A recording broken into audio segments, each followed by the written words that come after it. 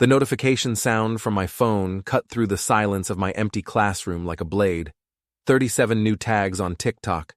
My stomach dropped before I even opened the app, because I knew, somehow I just knew, that my carefully guarded private world was about to become everyone's entertainment. Before we dive deeper into this story, I have one small request. Please subscribe, drop a like, comment, and hit that hype button to boost this channel so more people can discover these incredible Reddit stories. My name is Logan Pierce, and I'm a 33-year-old high school English teacher who made the fatal mistake of trusting my wife with my deepest thoughts. I write poetry. Not the kind that wins awards or gets published in fancy magazines, but the raw, honest kind that comes from a soul that still believes in love despite mounting evidence to the contrary. The first video had 2.3 million views. There was Amber, my wife of 5 years, sitting in what looked like a trendy downtown loft, holding my leather journal, the one I kept hidden in my desk drawer at home. Her perfectly manicured fingers flipped through pages that contained my most vulnerable moments, my private thoughts about loneliness, hope, and yes, even my complicated feelings about our marriage. "Oh my God, you guys have to hear this." Amber laughed into her phone camera, her voice carrying that performative tone she used when she was trying to go viral. "My husband, yes, my actual husband wrote this. Are you ready?" She cleared her throat dramatically and began reading in an exaggerated, mocking voice. The silence between us grows like winter frost on windows, beautiful but cold, separating the warmth inside from the world that waits beyond. The comments were already flooding in, crying, laughing emojis. Cringe poetry husband alert. "Ma'am, your man is stuck in 2003. This is why men shouldn't have feelings." But it was the second video that really destroyed me. Amber wasn't alone anymore. A guy I'd never seen before, tall, muscular, with perfectly styled hair and that insufferable influencer smirk, was sitting next to her on what I now realized was a very expensive-looking couch. "I'm here with my girl Amber, and we're reading more poetry from her husband," the guy said, his arm casually draped around my wife's shoulders. "I'm Benji, by the way. I do photography and content creation. This is my studio." His studio. My wife was at another man's studio, reading my private thoughts to strangers on the internet. "This one's really good," Amber giggled, leaning into Benji's shoulder. "Listen to this. I write these words in the margin of midnight, hoping that somewhere in the space between what I feel and what I can say, you might find a reason to love the man I'm still trying to become." Benji actually snorted. "Bro, just tell her you want attention. Why use 50 words when 5 will do?" The comments were worse this time. Someone had already made it into a meme. My words, my private thoughts about trying to save my marriage, were being shared with crying, laughing emojis and comments like, "When your husband is more dramatic than your ex-girlfriend." I sat in my classroom, staring at my phone, feeling like I was watching my life get fed through a wood chipper in real time.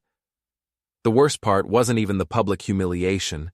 It was seeing how much fun Amber was having. This wasn't an accident or a momentary lapse in judgment. She was genuinely enjoying destroying me. My phone buzzed with a text from Miles Rodriguez, my best friend and fellow teacher. "Dude, what the hell is happening? Sarah just showed me some videos of Amber." Before I could respond, my phone rang. Amber's name flashed on the screen, along with a photo of her laughing, a picture I'd taken during happier times that now felt like evidence from a crime scene. "Logan, baby, don't be mad," she said the moment I answered, her voice still carrying traces of laughter. "It's just for fun. People love authentic content, and your poetry is so, it's very you." "Authentic content?" I repeated slowly. "You took my private journal and read it to strangers on the internet." "It's not strangers, it's my followers, and they're really responding to it. The first video already has over 2 million views. Do you know how hard it is to go viral? This could be huge for my brand." Her brand. My humiliation was content for her brand. Where are you, Amber? I'm at Benji's place. He's helping me with some photography work. You know, for my social media coordinator job. Social media coordinator. She'd gotten that job 3 months ago at a local marketing firm, and suddenly she was always working late, always on her phone, always talking about engagement rates and viral potential. Who is Benji? He's just a friend, a work friend. We collaborate on content sometimes. The way she said collaborate made my skin crawl. I'd heard that tone before. It was the same one she used when she was lying about small things, like whether she'd eaten the last of the ice cream or forgotten to pay a bill. I want you to delete the videos, Amber. I can't do that, Logan. They're performing really well. Besides, people are already sharing them everywhere. It's too late to take them back now. She was right about that part. I'd already seen my words screenshot and shared on Twitter, Instagram, even LinkedIn. Someone had created a TikTok account called Cringe Poetry Husband and was posting dramatic readings of poems that weren't even mine. We need to talk when you get home, I said. I might be late tonight. Benji and I are working on a project. The line went silent. I spent the rest of the afternoon watching my private life become public entertainment. Video after video, comment after comment, share after share. My students started giving me strange looks in the hallway. A few of them were clearly trying not to laugh. By the time I got home, Amber still wasn't there. I went to my desk drawer where I kept my journal. Empty. I checked our shared laptop and found that she'd somehow accessed my Google Drive, where I kept drafts of poems I'd never shown anyone. Dozens of files, all of my most personal work, downloaded 3 days ago. This wasn't spontaneous. She'd been planning this. My phone buzzed with another notification. Someone had created a compilation video of all Amber's readings, set to sad piano music, titled, When Your Husband is a Whole Mood, But Not the Right Mood. It had 500,000 views in 2 hours. I poured myself a whiskey and sat in my living room, watching my marriage and my dignity get torn apart by strangers on the internet. But somewhere in the midst of my humiliation, a different feeling started to emerge. Anger. Cold, calculating anger. If Amber wanted to play games with my words, I was going to teach her that I knew how to play too. The next morning, I woke up to 847 new notifications. My poetry had officially gone viral, but not in any way I'd ever imagined. Cringe Poetry Husband was trending on 3 platforms. Someone had auto-tuned one of my poems and turned it into a song. A morning radio show in Los Angeles had done a dramatic reading of my work, complete with sound effects. I should have been devastated. Instead, I was oddly calm. Amber had come home around midnight, reeking of expensive cologne that definitely wasn't mine. She'd tried to slip into bed quietly, but I was awake, staring at the ceiling, thinking. "Logan," she whispered, "are you awake?" "Yeah. Look, I know you're upset about the videos, but..." "I'm not upset," I said, which was technically true. I'd moved beyond upset into something much more focused. "You're not?" "No. Actually, I think you might have done me a favor." She propped herself up on her elbow, trying to see my face in the dark. "What do you mean?" "I mean you've given me the best marketing campaign I could have asked for. Do you know how hard it is for unknown poets to get any kind of attention? You've just introduced my work to millions of people.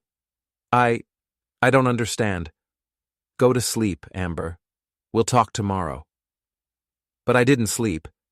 I spent the night researching copyright law, literary agents, and viral marketing strategies. By morning, I had a plan. The first call I made was to a copyright lawyer named Patricia Chen, who specialized in intellectual property theft. The second was to an indie publisher called Midnight Ink Press, who had a reputation for taking risks on unconventional projects.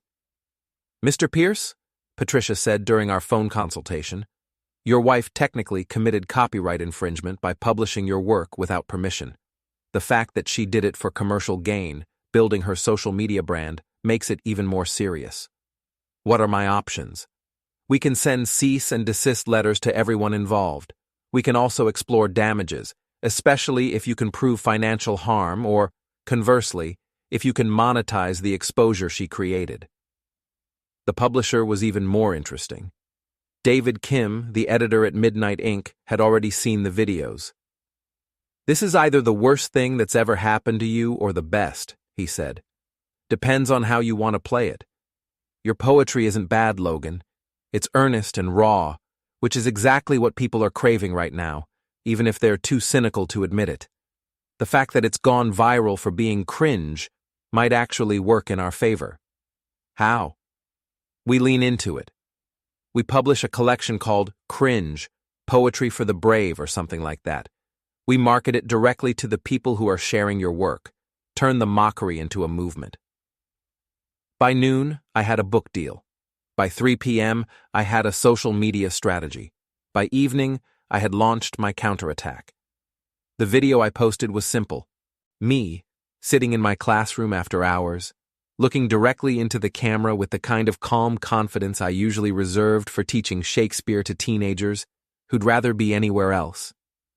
"Hi, everyone. I'm Logan Pierce, also known as Cringe Poetry Husband. I wanted to thank my wife Amber for introducing my work to such a wide audience. Thanks to her, I've just signed a book deal with Midnight Ink Press. Cringe, Poetry for the Brave will be available for pre-order tomorrow." I held up a mock-up of the book cover that David had rushed to create. It was beautiful, minimalist, elegant, completely at odds with the cringe label that had been attached to my work. I also wanted to let everyone know that all unauthorized use of my copyrighted material will be addressed by my legal team. But hey, thanks for the free marketing. I smiled, the same smile I used when a student tried to turn in a plagiarized essay and thought they were being clever. "Oh, and Amber, next time you want to use my work for your content, you might want to ask permission first. I'm charging licensing fees now." The video exploded. Within hours, the narrative had completely shifted. Suddenly, I wasn't the pathetic husband writing embarrassing poetry. I was the clever underdog who had turned public humiliation into a business opportunity. The comments were still pouring in, but now they were different. This man just played 4D chess with his own humiliation. Plot twist. Cringe Poetry Husband is actually a marketing genius. Amber really thought she was ending this man's career and instead she made him famous. The confidence in this video, I'm actually going to buy his book. My phone started ringing. Interview requests from podcasts, blogs, even a few local news stations. Everyone wanted to talk to the teacher who had turned viral mockery into a publishing deal. But the best part was watching Amber's reaction. She came home around 7 p.m., her face flushed with anger. She'd clearly seen my video, along with the thousands of comments now turning their mockery toward her. "What the hell is this, Logan?" She shoved her phone in my face, showing me a comment thread where people were dissecting her relationship with Benji and questioning whether she'd betrayed her husband for social media clout. "It's called taking control of the narrative," I said calmly. "You made my private work public without permission. I decided to make it profitable. You can't copyright those poems. You wrote them while we were married. They're community property or something." "Actually, I can, and I did. I filed the paperwork this morning. Every poem you read, every word you shared, it all belongs to me. And Patricia Chen, my lawyer, is very interested in discussing damages with you." Amber's face went white. "You hired a lawyer?" "I hired several professionals, actually. Turns out being publicly humiliated by your spouse is excellent motivation for career advancement." She stared at me like she was seeing me for the first time. "This isn't you, Logan. You don't do things like this." "You're right. The old Logan would have just sat there and taken it. But the old Logan didn't have millions of people laughing at his most vulnerable moments. The old Logan didn't know his wife was sharing his private thoughts with her boyfriend. Benji isn't my... Spare me. I've seen the videos, Amber. I've seen how comfortable you two are together. I've seen the way he touches you, the way you light up when he talks. I may write sappy poetry, but I'm not blind." For the first time since this whole thing started, Amber looked genuinely upset. Not angry or defensive, but actually hurt. Logan, I never meant for it to go this far. I thought it would just be funny. A few likes, maybe some shares. You didn't think about how it would affect me at all. You saw an opportunity to create content, and you took it, regardless of what it cost me. That's not true. Isn't it?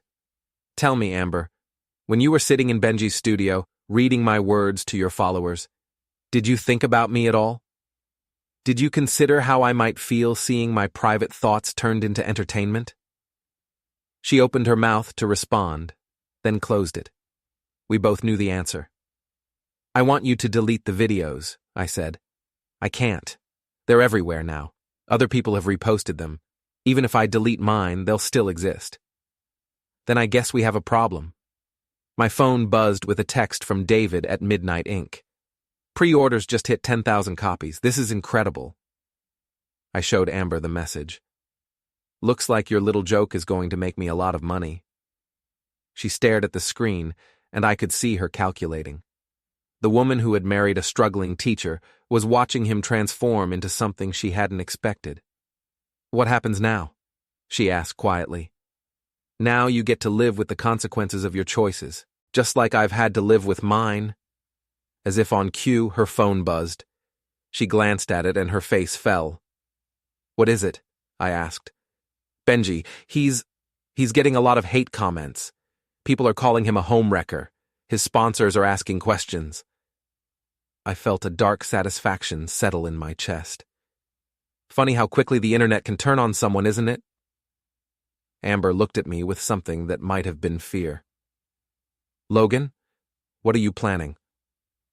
I smiled the same calm smile I'd used in my video. I'm planning to promote my book, build my brand, and see how far this rabbit hole goes. You wanted to make me famous, Amber. Congratulations, you succeeded. Within a week, my life had transformed into something I barely recognized. Cringe, Poetry for the Brave, had 50,000 pre-orders. I'd been interviewed by 6 podcasts, featured in 3 online magazines, and invited to do a reading at a bookstore in downtown Portland. The shy English teacher who used to eat lunch alone in his classroom had become the internet's unlikely hero. Amber's experience was going in the opposite direction. The initial wave of support she'd received for exposing her husband's embarrassing poetry had curdled into something much uglier. People had started digging into her social media history, analyzing her relationship with Benji, questioning her motives. The comments on her videos had shifted from, "You're so funny," to, "This woman really betrayed her husband for TikTok clout." But I wasn't satisfied with letting the internet handle my revenge. I wanted to be more hands-on. It started with the copyright takedown notices. Patricia Chen had been busy. Every video Amber had posted featuring my work received a formal legal challenge. Every repost, every remix, every reaction video that included my actual words got hit with a copyright strike. Amber's TikTok account, which had gained 100,000 followers from the poetry videos, suddenly had most of its popular content deleted. Her Instagram posts featuring my work vanished. Even Benji's account took hits. Apparently, he'd been using my poems as captions for his thirst trap photos. Logan, you have to stop this, Amber said one evening, finding me grading papers in the kitchen. She looked exhausted, her usually perfect makeup smudged, her influencer aesthetic replaced by genuine stress. My follower count is dropping every day. The marketing firm is asking questions about the legal issues. I might lose my job. That's unfortunate, I said, not looking up from a particularly creative interpretation of Hamlet's motives. Maybe you should have thought about that before you decided to monetize my private thoughts. I never monetized them. I didn't make any money from those videos. No, but you built your brand on them. You gained followers, increased your engagement, improved your metrics. That's monetization, Amber. That's turning my humiliation into your professional advancement. She slumped into the chair across from me. What do you want? An apology? I'm sorry, okay? I'm sorry I shared your poems. I'm sorry I hurt you. Can we please just move past this? I finally looked up at her. Do you know what the worst part was? It wasn't the public humiliation. It wasn't seeing my private thoughts turned into memes. It was watching how much fun you were having. Logan, you were genuinely enjoying yourself, sitting there with Benji, laughing at the words I wrote about trying to save our marriage. Do you have any idea what that felt like? Tears started forming in her eyes. I made a mistake. No, Amber. A mistake is forgetting to pick up milk on the way home. A mistake is double booking dinner plans. What you did was a choice, a series of choices. You chose to take my journal, you chose to read it on camera, you chose to go back and make more videos. You chose to do it all while sitting next to another man who was clearly more than just a work friend. Benji and I aren't, please. I've seen the way you look at him. I've seen the way he looks at you. I may be a cringe poetry husband, but I'm not an idiot. She wiped her eyes, smearing her mascara further. So what happens now? Do you want a divorce? Do you want me to disappear? What would make you happy, Logan? I considered the question seriously. I want you to understand what it feels like to have your private life become public entertainment. I want you to experience the helplessness of watching people you've never met judge your most vulnerable moments. I want you to know what it's like when the person you trust most in the world decides you're worth sacrificing for a few likes and shares. How are you going to do that? I smiled. I'm a teacher, Amber. I'm very good at designing learning experiences. The next phase of my plan required some help. Fortunately, Amber had made it easy by alienating people who might have otherwise stayed loyal to her. Tasha Williams had been Amber's best friend since college. She was also the kind of person who collected gossip like some people collect stamps, carefully, obsessively, and with great attention to detail. More importantly, she'd been feeling increasingly uncomfortable with Amber's behavior over the past few months. I've been wanting to talk to someone about this, Tasha said when I called her. The way Amber's been acting lately. It's not like her, or maybe it is like her, and I just never noticed before. What do you mean? The constant phone checking, the secretiveness, the way she talks about you when you're not around, and this whole thing with Benji. Logan, I don't think they're just work friends. I know. You know? I've suspected for a while. The poetry videos just confirmed it. Tasha was quiet for a moment. What she did to you was cruel, Logan. I told her that, and she just laughed it off. Said you'd get over it, that you were too passive to make a big deal about it. Well, she was wrong about that. Apparently, I heard about the book deal. That's amazing, by the way. I always thought your poetry was beautiful. Thank you, that means a lot. Logan, if there's anything I can do to help, let me know. I have some information that might be useful. What kind of information? Screenshots, text messages, photos from parties you weren't invited to? I've been documenting things without really meaning to, just because some of it seemed so out of character for the Amber I thought I knew. I'd be very interested in seeing those. That evening, Tasha sent me a file that was better than anything I could have hoped for. Screenshots of group chats where Amber mocked my poetry before she ever posted the videos. Photos from parties at Benji's studio showing Amber and Benji in compromising positions.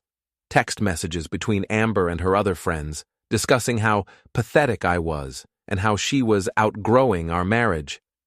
But the most damaging item was a voice memo Amber had sent to Tasha 3 weeks ago. I'm so bored with Logan. He's sweet, but he's just so ordinary. Benji makes me feel alive, you know? Like I'm interesting and desirable instead of just some teacher's wife in the suburbs.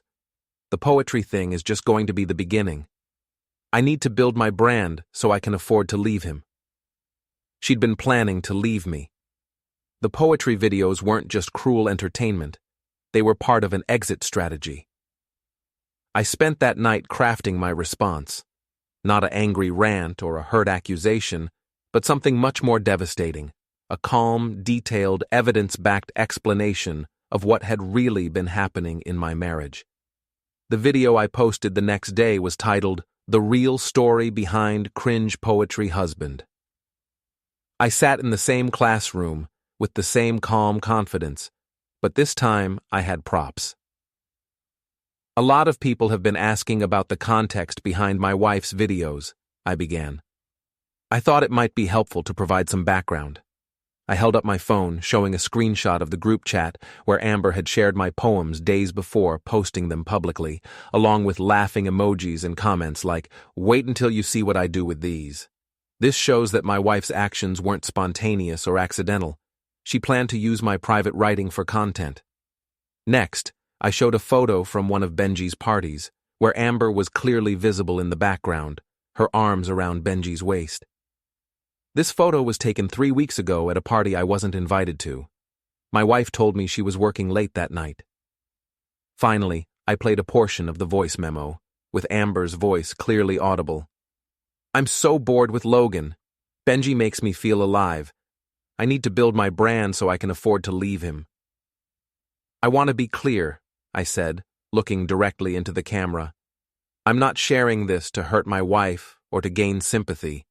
I'm sharing it because I believe people deserve to know the truth about what they're supporting when they share content.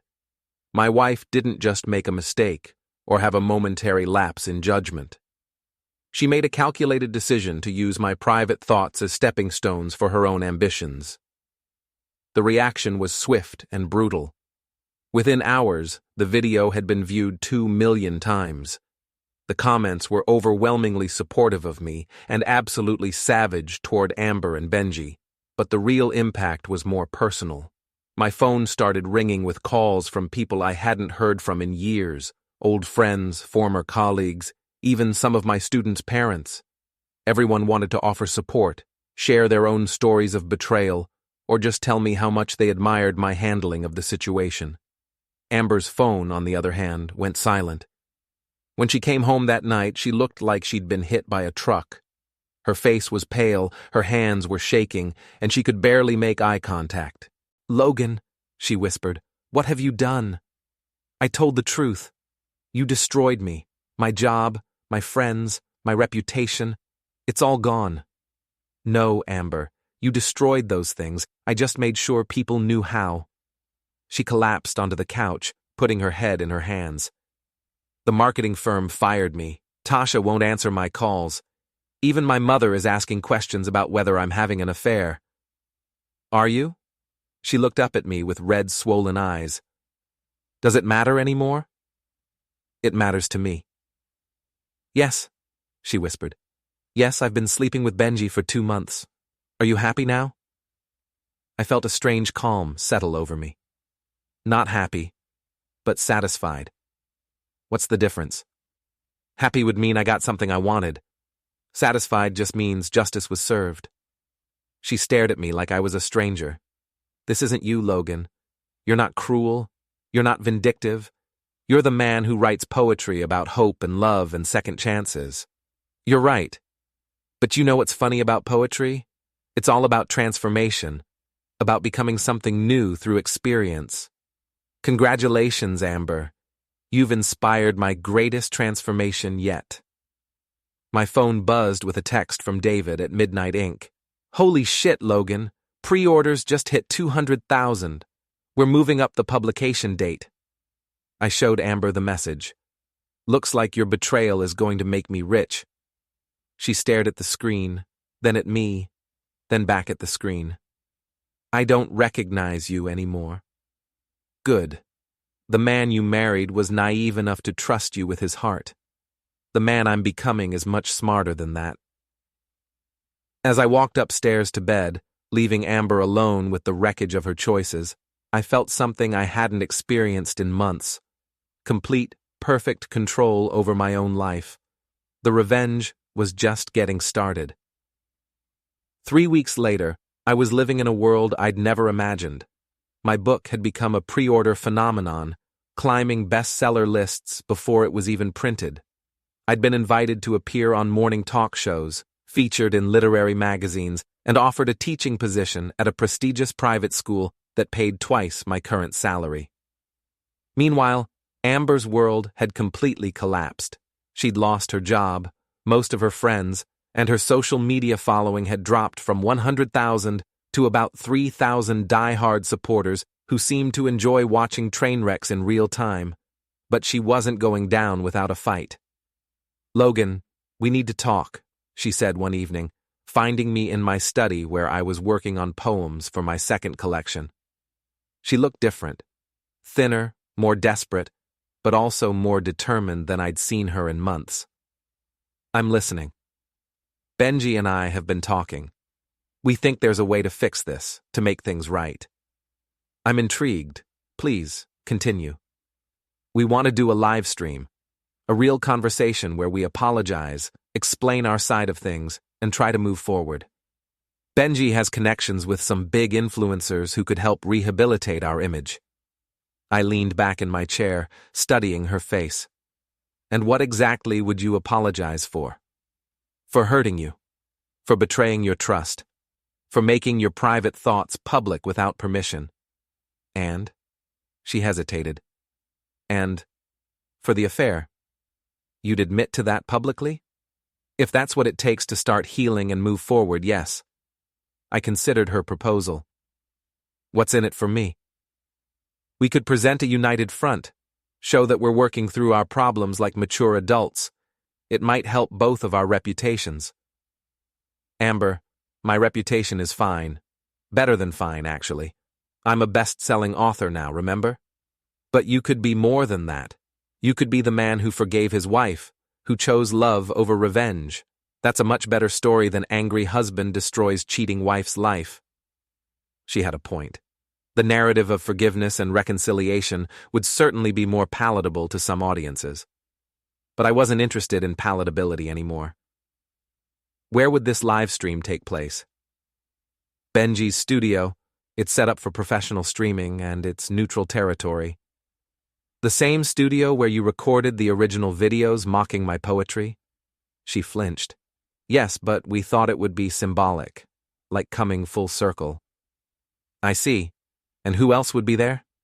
"Just us. Maybe a few of Benji's friends to help with the technical side." I nodded slowly. "Okay, I'll do it." Amber's face lit up with relief. "Really? You will?" "Absolutely. When?" "Tomorrow night, 8 p.m. We'll stream it live on all platforms." "Perfect. I'll see you there." After she left, I made several phone calls. The first was to Miles, my best friend, and the only person who'd been completely loyal throughout this entire ordeal. "You're really going to do this?" he asked. "I'm really going to do this." "Logan, I know you're angry, but be careful. Don't do anything that could hurt your book sales or your reputation." "Don't worry, Miles. I know exactly what I'm doing." The second call was to Patricia Chen, my lawyer. "I need you to be monitoring the live stream tomorrow night," I told her. "I have a feeling there might be some admissions made that could be useful in divorce proceedings." "Are you planning to file for divorce?" "After tomorrow night, I think it will be inevitable." The third call was to David at Midnight Inc. "I might have some new material for the second book," I told him. "What kind of material?" "The kind that comes from watching people destroy themselves in real time." Friday night arrived with unseasonable warmth for October in Portland. I drove to Benji's studio, a converted warehouse in the trendy Southeast district that probably cost more per month than I made in 3. The space was everything I'd expected: exposed brick walls, professional lighting equipment, a living room setup that looked like it belonged in a magazine. Amber was already there, wearing a carefully chosen outfit that managed to look both apologetic and attractive. Benji was adjusting camera angles, his muscular frame moving with the kind of casual confidence that probably made insecure women feel special. "Logan," Amber said, her voice artificially bright. "Thank you so much for doing this." "Thank you for the opportunity." Benji approached with his hand extended. "Hey man, I'm Benji. I know this situation is weird, but I really appreciate you being willing to have this conversation." I shook his hand, noting his firm grip and direct eye contact. "I'm looking forward to it." We spent a few minutes discussing the format. They wanted to start with individual apologies, then move into a group conversation about healing and moving forward. The whole thing would be unscripted and authentic. The key, Benji explained, is to be vulnerable and honest. People respond to genuine emotion. I can definitely be genuine, I assured him. At exactly 8 p.m., we went live. Within minutes, we had thousands of viewers. The comments were flying by too fast to read, but I could see the general sentiment. People were curious to see how this would play out. "Hi, everyone," Amber began, looking directly into the camera with practiced ease. "Thank you for joining us tonight. I know a lot of you have been following the situation with my husband Logan and the poetry videos, and we wanted to have an honest conversation about what happened and how we're moving forward." She turned to me. "Logan, I want to start by saying I'm sorry. I'm sorry for sharing your private writing without permission. I'm sorry for mocking something that was important to you, and I'm sorry for betraying your trust in so many ways." The comments were responding positively. People loved a good apology. "Thank you, Amber," I said calmly. "I appreciate that." Benji jumped in. "And Logan, I want to apologize too, man. I encouraged Amber to make those videos because I thought they were funny, but I didn't think about how it would affect you as a real person. That was selfish and wrong." "I appreciate that as well, Benji." "So," Amber said, "we're hoping we can all move forward from this, learn from our mistakes and—" "Actually," I interrupted gently, "before we talk about moving forward, I think we should be completely honest about what we're moving forward from." Amber's smile faltered slightly. "What do you mean?" "I mean we should tell everyone the whole truth, not just the parts that make you look sympathetic." "Logan," Benji started. "For instance," I continued, pulling out my phone, "we should probably mention that you two have been having an affair for months." The comment section exploded. Amber went pale. "Logan, we don't need to—" "Oh, but we do. You said this was about being vulnerable and honest, right?" I looked directly into the camera. "Everyone. What Amber didn't mention is that she's been sleeping with Benji since August. She's been lying to me about working late while she was actually here, in his bed."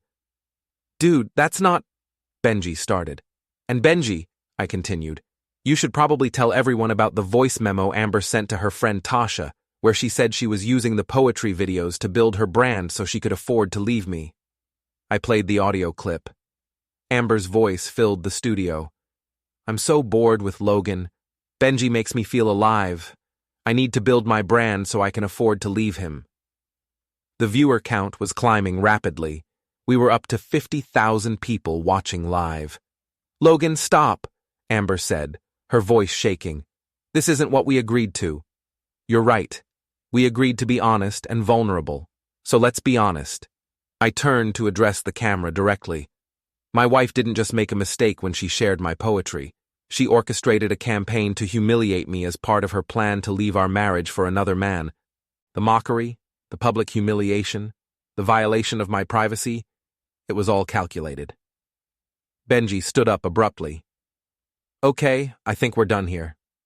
"Are we?" I remained seated, completely calm. "Because I have more." I pulled up another screenshot on my phone.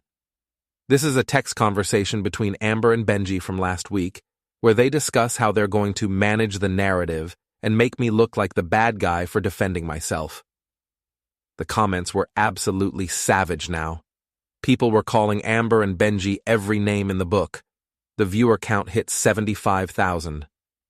"Benji," I said conversationally, "you might want to sit back down. This is your studio, after all. Your professional space. Don't you want to maintain your image?" He sat back down, but his jaw was clenched. "The thing is," I continued, "I actually am grateful to both of you. Amber, your betrayal taught me that I'm much stronger than I thought I was. And Benji, your involvement showed me that my wife's poor judgment extends beyond just her treatment of me." "Logan, please!" Amber was crying now, mascara running down her cheeks. "But most importantly, you both taught me something valuable about authenticity.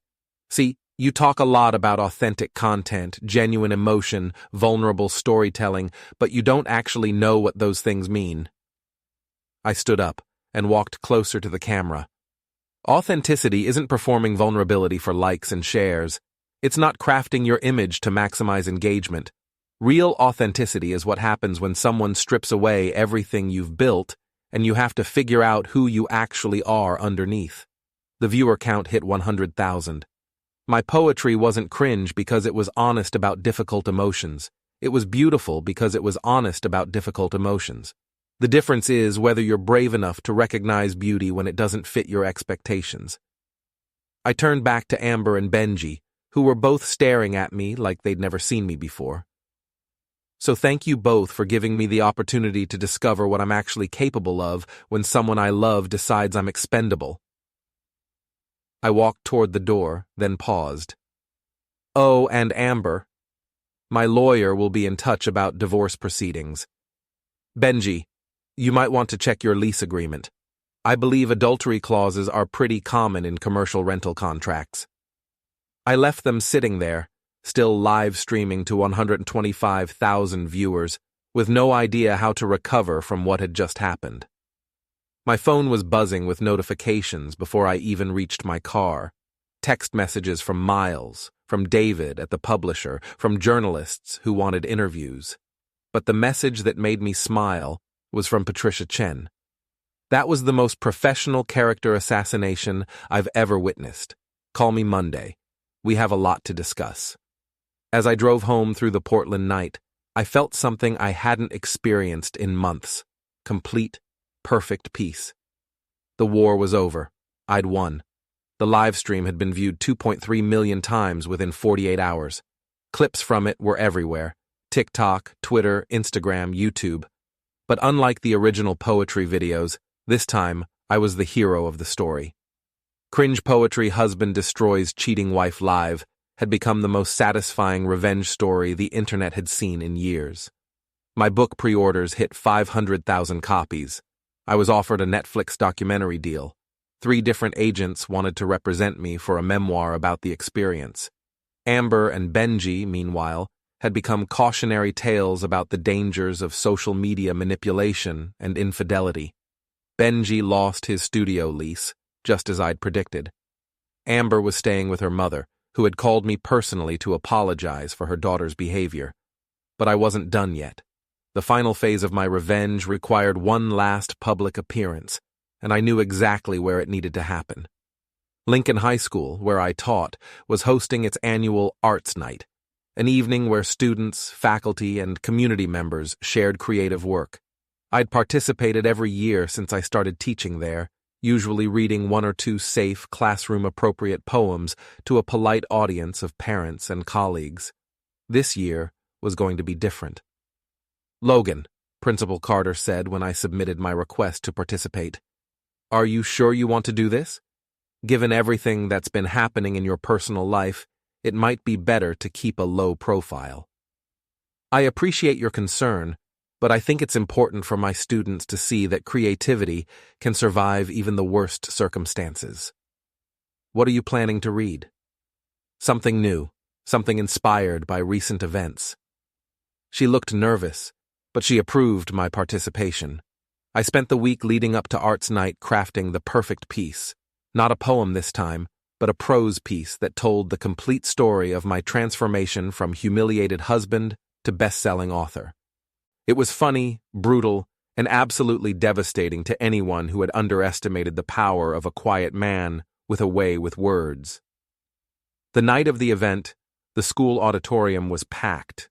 Word had gotten out that the infamous Cringe Poetry Husband would be making an appearance, and people were curious to see what I'd say. Local news crews were there. Several of my new literary agent prospects had flown in from New York and Los Angeles, and sitting in the 3rd row, looking like she'd rather be anywhere else in the world, was Amber. I hadn't expected her to come. We'd barely spoken since the live stream, communicating only through lawyers as we worked out divorce details. But there she was, probably hoping for one last chance at damage control.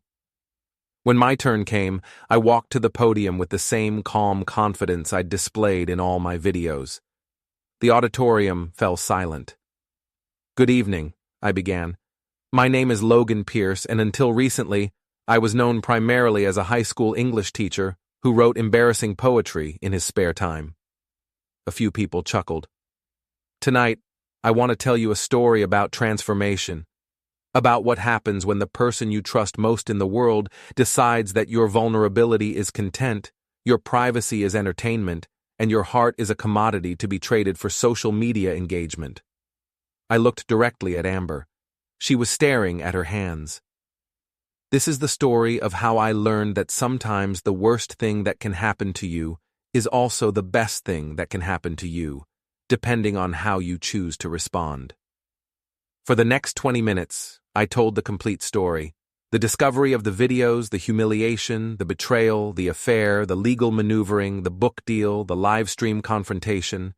I told it with humor, with insight, and with the kind of literary flair that reminded everyone why I'd become a best-selling author. But I also told it with compassion.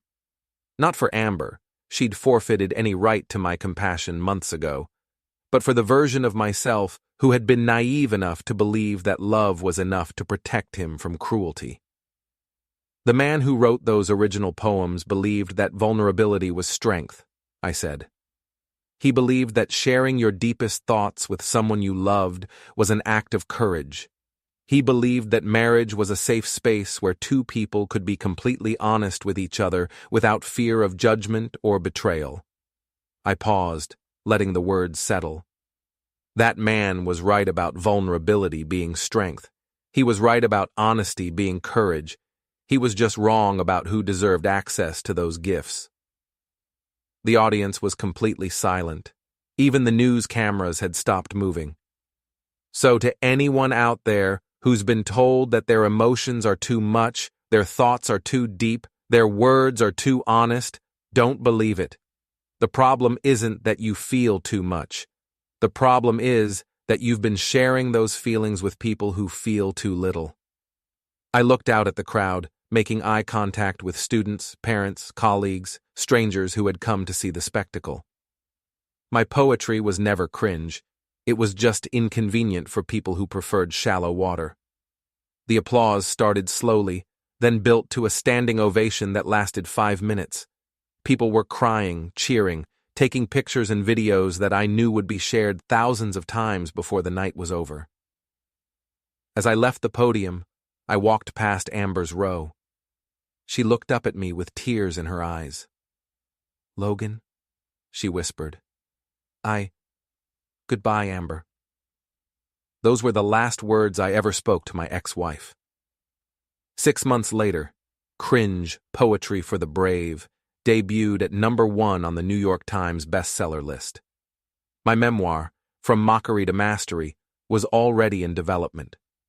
I'd left my teaching job to write full-time and speak at conferences about creativity, resilience, and the power of authentic expression.